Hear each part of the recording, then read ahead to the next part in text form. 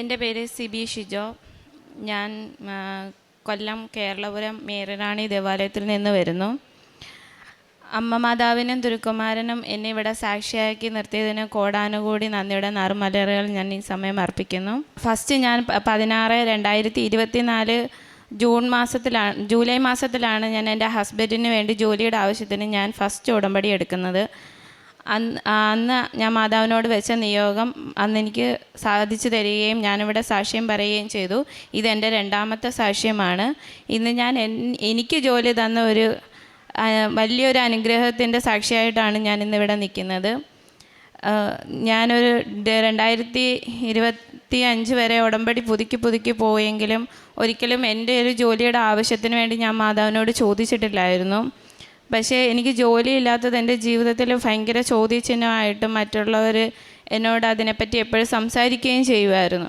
പക്ഷേ ആദ്യമൊക്കെ എനിക്കത്ര വലിയ വേദന തോന്നിയില്ലെങ്കിൽ പോലും പിന്നീട് ഭയങ്കര വേദനയായി. ഞാൻ മാതാവിനോട് 2025 നവംബർ 11 ഉടമ്പടി പുതുക്കിയപ്പം ഒരു നിയോഗം മാതാവിൻ്റെ മുന്നിൽ ഞാനൊരു നിയോഗം പോലെ മാത്രമേ ഞാൻ അന്നത് വെച്ചുള്ളൂ. എനിക്ക് വിദേശത്ത് പോകണം, എവിടെ പോകണമെന്നോ എങ്ങോട്ട് പോകണമെന്നോ ആരെ ഒന്നും ഞാൻ അതിനകത്ത് വെച്ചില്ല. എനിക്ക് വിദേശത്ത് പോകണം, എല്ലാം അമ്മ തന്നെ ഒരുക്കി തരണമെന്ന് മാത്രമേ ഞാൻ പറഞ്ഞോളൂ. 2025 നവംബർ 11 ഞാൻ ഉടമ്പടി പുതുക്കി ഇവിടുന്ന് പോയി. ഏകദേശം ഒരു ഡിസംബർ പകുതിയോടുകൂടി എനിക്ക് അമ്മ എല്ലാത്തിനും തുടക്കം കുറിക്കുകയായിരുന്നു. മാതാവ് വഴി ഞാൻ അങ്ങനെ ഇരുന്നപ്പോൾ ഞാൻ ആദ്യം ആഗ്രഹിച്ച് ഇസ്രയേലിൽ പോകാൻ വേണ്ടിയായിരുന്നു. പക്ഷേ എന്നിട്ട് ഞാൻ മാതാവിൻ്റെ മുന്നിൽ ബൈബിളിനകത്ത് നറുക്കിട്ട് ചോദിച്ചു, ഇറ്റലി, ഇസ്രയേൽ അല്ലെങ്കിൽ ദുബായ്. മാതാവ് എനിക്ക് ആവർത്തിച്ച് കാണിച്ചു തന്നത് ഇറ്റലി ആയിരുന്നു. പക്ഷേ ആദ്യമൊക്കെ ഞാൻ നിഷേധിച്ചു, എനിക്ക് വേണ്ട, എനിക്ക് ഇസ്രയേലിൽ പോയാൽ മതി എന്ന് പറഞ്ഞു. അതിനുശേഷം വീണ്ടും അതിൻ്റെ പ്രൊസീജിയറിന് വേണ്ടിയാണ് സത്യത്തിൽ ഞാൻ മാതാവിനോട് ഒരു ഏജൻറ്റിനെ കാണിച്ചു തരാൻ ഞാൻ ആവശ്യപ്പെടുന്നത്. മാതാവിൻ്റെ അനുഗ്രഹത്താൽ എല്ലാ കാര്യവും നല്ലതുപോലെ നടത്തി തരുന്ന നല്ലൊരു ഏജൻറ്റിനെ എൻ്റെ ഒരു കസിൻ വഴി എനിക്ക് കാണിച്ചു തന്നു. ആ ആൻറ്റി പ്രാർത്ഥനയിലുള്ളൊരു ഇവിടെ ഉടമ്പടി എടുത്തൊരു ആൻറ്റിയാണെന്ന് ഞാൻ പിന്നാണ് അറിയുന്നത്. ഉടമ്പടി എടുത്ത പ്രാർത്ഥനാ ജീവിതത്തിൽ നയിക്കുന്ന ഒരു ആൻറ്റിയാണെന്ന് ഞാൻ പിന്നാണ് അറിഞ്ഞത്. ആൻറ്റി എനിക്ക് ഒരു ജനുവരി ആയപ്പം എന്നെ വിളിച്ചിട്ട് പറഞ്ഞു, നമുക്ക് ഡോക്യുമെൻ്റ് എല്ലാം പ്രിപ്പറേഷൻ ചെയ്യണം, നമുക്ക് നിനക്ക് എവിടെ പോകണമെന്ന് വീണ്ടും എന്നോട് ചോദിച്ചു. അന്നേരം ഞാൻ വീണ്ടും ഇസ്രയേൽ വെച്ചു. അന്നേരം ഡോക്യുമെൻറ്റ് പ്രിപ്പറേഷൻ കഴിഞ്ഞു, ഇസ്രയേലിലേക്ക് സബ്മിറ്റ് ചെയ്യാനിരിക്കെ പെട്ടെന്ന് യുദ്ധം ഉണ്ടായപ്പം ആൻറ്റി എന്നെ വിളിച്ചിട്ട് ചോദിച്ചു, നീ ഇസ്രയേലിൽ പോവണ്ട. എന്നോട് ഇങ്ങനെ പറഞ്ഞു, ഇസ്രയേലിൽ നീ പോവണ്ട, നീ ഇറ്റലി പോയാൽ മതി, ഇറ്റലി പോയാൽ നിനക്ക് നിൻ്റെ ഫാമിലിയെയും കൊണ്ടുപോകാം വരും കാലങ്ങളിൽ, നീ ഇറ്റലി പോയാൽ മതി എന്ന് പറഞ്ഞു. നേരെ ഞാൻ ഹസ്ബൻഡിനോടും അമ്മയോടും എല്ലാവരോടും മാതാപിതാക്കളോടെല്ലാം അനുവാദം മേടിച്ചും ഫസ്റ്റ് മാതാവിനോടും ചോദിച്ചു, ഇത് നിൻ്റെ ഹിതമാണെങ്കിൽ ഇതിൻ്റെ എല്ലാ പൂർത്തീകരണം അമ്മ തന്നെ നടത്തി തരാൻ പറഞ്ഞ് ഞാൻ അമ്മയ്ക്ക് വിട്ടുകൊടുത്തു. അങ്ങനെ മാർച്ച് ആദ്യത്തോടു കൂടി ഡോക്യുമെൻ്റ് എല്ലാം VFCയിൽ സബ്മിറ്റ് ചെയ്ത് എനിക്ക് അപ്പോയിൻമെൻ്റ് എടുക്കാനുള്ള കാര്യങ്ങളിലേക്ക് പോയി. ഒരു മാർച്ച് 23 അപ്പോയിൻമെൻറ്റിൻ്റെ ഒന്നും ഞാൻ അറിഞ്ഞില്ല. അന്നേരം ഞാനിങ്ങനെ രാവിലെ ഭയങ്കരമായിട്ട് ഒരു യാത്രയിൽ ഞാൻ ജപമാല ചൊല്ലി ഇങ്ങനെ ഭയങ്കരമായിട്ട് പ്രാർത്ഥിക്കുകയാണ്. ഞാൻ മാതാവിനോട് ചോദിച്ചു, ഇത്രയും ദിവസമായിട്ട് അപ്പോയിൻമെൻറ്റിൻ്റെ ഡേറ്റ് എനിക്ക് എന്താ നീ തരാത്തതെന്ന് ചോദിച്ച് ഇങ്ങനെ ഇരിക്കുന്ന ഒരു 12 മണിയോടുകൂടി ആ ദിവസം തന്നെ എനിക്ക് മാതാവ് ഉത്തരം തന്നു. ആൻറ്റി എന്നെ വിളിക്കുന്നു, മാർച്ച് 26 നിനക്ക് അപ്പോയിൻമെൻറ്റ് വന്നിട്ടുണ്ട്, നാളെ തന്നെ അല്ലെങ്കിൽ മറ്റന്നാൾ നീ ഇവിടുന്ന് പോകണം, മുംബൈയിലാണ് VFC interview visa submission passport സബ്മിഷനും കാര്യങ്ങളും എന്ന് പറഞ്ഞു. ഞാൻ സത്യത്തിൽ ഷോക്കായിരുന്നു. എല്ലാം പെട്ടെന്നാണ് സംഭവിച്ചത്. ഞാൻ ചോദിച്ചതും എനിക്ക് ഉത്തരം തന്നതും നിമിഷങ്ങൾക്കാവുകയാണ്. ഞാൻ ആദ്യമൊക്കെ എന്ത് ചെയ്യണമെന്നറിയാതിരുന്ന് കരഞ്ഞ്. എന്നിട്ട് ഞാൻ മാതാവിനോട് ചോദിച്ചു, എനിക്കിതിന് യോഗ്യതയുണ്ടോ, ഞാൻ ചോദിക്കുമ്പോൾ നീ ഇത്രയും പെട്ടെന്ന് എനിക്ക് ഉത്തരം തന്നല്ലോ എന്ന് പറഞ്ഞ് ഞാൻ മാതാവിനോട് ചോദിച്ച് ഞാൻ കരയുകയാണ്. ബസ്സിൽ ഞാൻ യാത്ര ചെയ്യുകയാണ് ആ സമയത്ത്. ഞാൻ പോലും അറിയാതെ എൻ്റെ കണ്ണിൽ നിന്ന് കണ്ണീര് വന്നുകൊണ്ടിരിക്കുകയാണ്. അതിനുശേഷം ഞാൻ 26 മുംബൈയിലെത്തി. മൊബൈൽ പാസ്പോർട്ട് സബ്മിറ്റ് ചെയ്യുന്നതിന് മുന്നേ തന്നെ ഞാൻ രാവിലത്തെ ഡെയിലി ബ്രെഡ് അച്ഛൻ്റെത് കൂടിയിട്ടാണ് ഞാൻ പോകുന്നത്. 7:30 എനിക്ക് അവിടെ നിൽക്കണം. ഞാൻ കയറുന്നതിന് മുന്നേ മാതാവിൻ്റെ എണ്ണ, ഞാൻ യാത്രകളിലെ ഉടനീളം ഞാൻ എവിടെ പോയാലും എൻ്റെ കയ്യിൽ ഉടമ്പടി കാശുരൂപമുള്ള ജപമാല ഉണ്ടാകും, എൻ്റെ നെറ്റിയിൽ എണ്ണയും ഉണ്ടാകും. ഞാൻ പൊട്ട് ഉപയോഗിക്കാറില്ല. ഏകദേശം ഒരു 3 വർഷമായി ഞാൻ പൊട്ട് ഉപേക്ഷിച്ചിട്ട്. അതിന് മുന്നേ വരെയൊക്കെ ഞാൻ പൊട്ട് വയ്ക്കുമായിരുന്നു. അതിനുശേഷം ഞാൻ ആലോചിക്കുന്നത് എൻ്റെ അമ്മയുടെ തൈലം ഉണ്ടല്ലോ, പിന്നെ എന്തിനാ എനിക്ക് പൊട്ടിൻ്റെ ആവശ്യമെന്ന് മാത്രമേ ഞാൻ ചിന്തിച്ചിട്ടുള്ളൂ. ഞാൻ ഈ യാത്രയിൽ എവിടെ പോയാലും, അടുത്ത് ഉള്ള സ്ഥലങ്ങളിൽ പോയാൽ പോലും ഞാൻ ഉടമ്പടി തൈലം ഇടാതെ ഇറങ്ങി പോവാറില്ല. അങ്ങനെ ഞാൻ VFCയിൽ കയറുന്നതിന് മുന്നേ സൈഡിൽ ഒരു ചെടിയുണ്ട്. ആരും ചവിട്ടാത്തടുത്ത് ഉപ്പ് ഇട്ട് പ്രാർത്ഥിക്കണം എന്നാണ് എൻ്റെ ആഗ്രഹം കൊണ്ട് ഞാൻ അവിടെ ഉപ്പിട്ട് പ്രാർത്ഥിച്ച് ഞാൻ കഴിക്കുകയും ചെയ്തു. എൻ്റെ അകത്ത് കയറി ഞാൻ ഒരുപാട് ടെൻഷനോടാണ് ഇൻ്റർവ്യൂവിന് കയറിയതെങ്കിൽ പോലും ഞാൻ ടെൻഷൻ അടിച്ചതിൻ്റെ ഒരു 0% പോലും എനിക്ക് അവിടെ യാതൊരു പ്രശ്നങ്ങളും എനിക്ക് നേരിടേണ്ടി വന്നില്ല. അവിടെ എന്നെ ഇൻ്റർവ്യൂ ചെയ്യാനിരുന്ന ആൾ പോലും ഭയങ്കര ഫ്രണ്ട്ലി ആയിരുന്നു. ചിരിച്ച് ഗുഡ് മോർണിംഗ് ഒക്കെ പറഞ്ഞ് ജസ്റ്റ് 2-3 ചോദ്യങ്ങളൊക്കെ ചോദിച്ചിട്ട് എന്നോട് പറഞ്ഞു, ഓക്കെ പോയിക്കോ, വിസ അടിച്ച് പാസ്പോർട്ട് വരുമെന്ന് മാത്രം പറഞ്ഞു. ഞാനങ്ങനെ വീട്ടിൽ വന്ന് എല്ലാവരോടും വിളിച്ച് ഇൻ്റർവ്യൂ പാസ്സായതിനും മാതാവിനും തിരുക്കുമാരനും ഒരുപാട് നന്ദി പറഞ്ഞ് ഇങ്ങനെ നിന്ന്. അങ്ങനെ മെയ് 12 ആയപ്പം ഞാനിവിടെ വന്ന് വീണ്ടും 6ാമത്തെ ഉടമ്പടി പുതുക്കി. 6ാമത്തെ ഉടമ്പടി പുതുക്കിയ സമയത്ത് ഞാൻ മാതാവിനോട് പറഞ്ഞു, മാതാവേ, അവിടുന്ന് ആ ആൻറ്റി പറഞ്ഞത് 60 ദിവസമാകും എങ്കിലും ആകും വിസ വരാനാണ്. അങ്ങനെയാണെങ്കിൽ എനിക്ക് 60 ദിവസം ആകുന്നത് മെയ് 27-നാണ്. അമ്മ എനിക്ക് അതിനുള്ള മെയ് 27-നാണ് അമ്മ എനിക്ക് വിസ അടിച്ച് നൽകണമെന്നും പറഞ്ഞ് ഞാൻ പ്രാർത്ഥിച്ച് നിയോഗം എല്ലാം വെച്ച് പ്രാർത്ഥിച്ചിട്ട് ഞാനിവിടെ നിന്ന് ഇറങ്ങി കുമ്പസാരിച്ചതിന് ശേഷം ഞാൻ വന്ന് വണക്കമാസത്തിന് എഴുതിച്ച്. വണക്കമാസത്തിന് ഞാൻ എഴുതിയ ഡേറ്റ് 27-ആണ്. പക്ഷേ എനിക്ക് ഇവിടുന്ന് അവിടെ ഇരുന്ന ആൻറ്റി ആൻറ്റി അല്ല, അത് മാതാവാണെന്ന് എനിക്ക് പിന്നീട് മനസ്സിലായി. എനിക്ക് 14 ഡേറ്റ് ഇട്ട് എന്നെ വിട്ടു. ഞാൻ വീട്ടിൽ ചെന്ന് രസീത് നോക്കിയപ്പം 14. ഞാൻ ആലോചിക്കുക, ഞാൻ ഇട്ട ഡേറ്റ് അല്ലല്ലോ ഈ വന്നേന്ന്. അന്നേരം ഞാനിങ്ങനെ പിറ്റേന്ന് രാവിലെ 13-ാം തീയതി രാവിലെ അച്ഛൻ ഡെയിലി ബ്രെഡിൽ പറയുന്നു.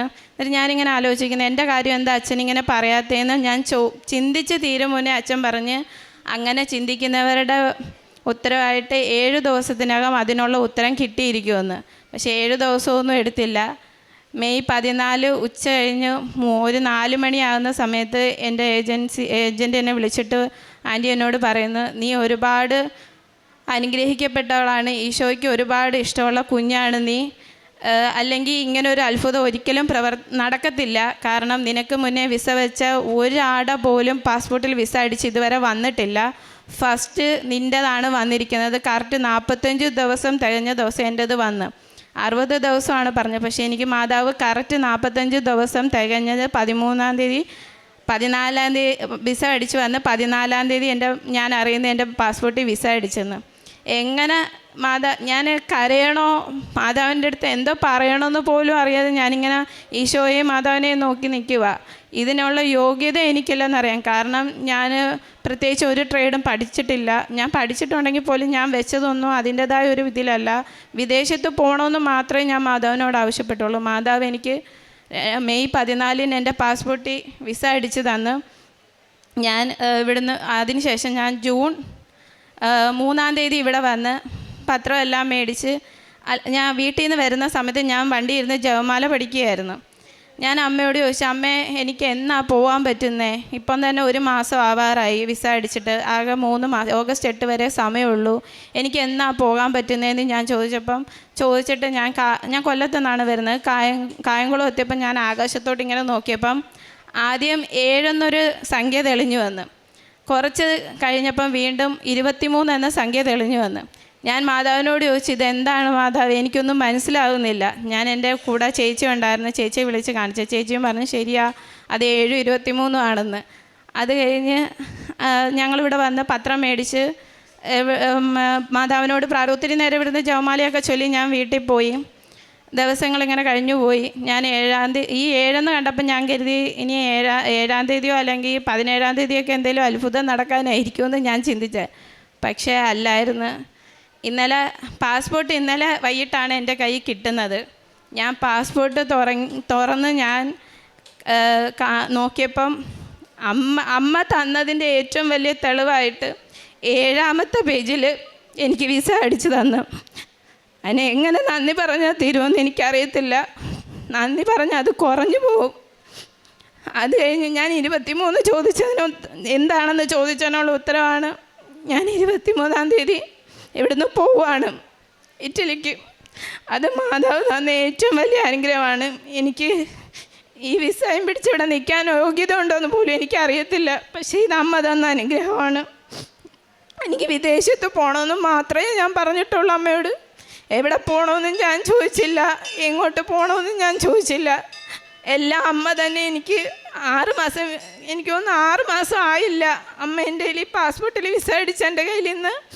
ഞാൻ ഇന്ന് ഈ ആൾക്കാരെ സാക്ഷ്യം പറയാൻ അത് ഈ തിരിക്കാത്ത 9 കാണിച്ചപ്പോൾ ഞാൻ ആലോചിച്ചത് എന്തോ 9 കാണിക്കുന്നതെന്ന് ഞാൻ ആലോചിച്ച്. ഇന്ന് 19 ഡേറ്റ്. ഇന്ന് സാക്ഷ്യം പറയാനാ മാതാവ് എന്നെ അനുഗ്രഹിച്ചത്. ഇതുകൂടാതെ എനിക്ക് എനിക്ക് വിസ തന്നതിന് അമ്മയ്ക്കും തിരുക്കുമാരനും കോടാനുകോടി നന്ദി ഞാൻ ഈ സമയം അർപ്പിക്കുന്നു. ഞാൻ ഒരുപാട് വിഷമിച്ചിരിക്കുന്ന സമയങ്ങളിലെല്ലാം എനിക്ക് ഏറ്റവും കൂടുതൽ മാതാവ് ജപമാല പഠിക്കുന്ന സമയത്തായാലും എനിക്ക് സുഗന്ധാഭിഷേകം തന്ന്. ഇപ്പം ഞാൻ ആരാധന നടത്തി മേളിൽ പോയി ബൈബിൾ വായിച്ചിട്ട് ഇറങ്ങി വരുന്ന സമയത്ത് ഭയങ്കര സുഗന്ധാഭിഷേകം. ഞാൻ അവിടെ നോക്കുക, ഈ മുല്ലപ്പൂ എവിടെ കിടക്കുന്നത്, എനിക്ക് ഇത്രയും മണം ഇതെവിടെ നിന്നാണ് വരുന്നതെന്ന് നോക്കിയിട്ട് അവിടെ ഒരു മുല്ലപ്പൂ പോലും ഞാൻ കണ്ടില്ല. പക്ഷേ എനിക്ക് ഭയങ്കര മണം, പറഞ്ഞറിയിക്കാൻ പറ്റത്തില്ല, നല്ല മണം എനിക്ക് ഫീൽ ചെയ്തു. ഞാൻ ഈ സാക്ഷി എഴുതുന്ന സമയത്തെല്ലാം മാതാവിൻ്റെ സാന്നിധ്യം ഞാൻ അറിയുന്നുണ്ടായിരുന്നു. ഇന്ന് വരുന്ന വഴിക്ക് ഞാൻ മാതാവിനോട് എപ്പോഴും കണ്ണടിച്ച് പ്രാർത്ഥിക്കുന്ന സമയത്തോട് ഞാൻ മാതാവിനോട് ചോദിക്കും, നീ കൃപാസനത്തിലുള്ള ഈ രൂപക്കുട്ടി ഇരിക്കുന്ന കണക്ക് സങ്കല്പിച്ച് പ്രാർത്ഥിക്കാൻ ഞാൻ കണ്ണടയ്ക്കുമ്പം പക്ഷേ ഇവിടെ കാണത്തില്ല. അത് ഞാൻ മാതാവിനോട് ചോദിക്കും, നീ കൃപാസനത്തിലില്ലേ, നീ ഇതെവിടെ ഇപ്പോഴും യാത്ര ചെയ്യുന്നതെന്ന് ഞാൻ എപ്പോഴും ചോദിക്കും മാതാവിനോട്.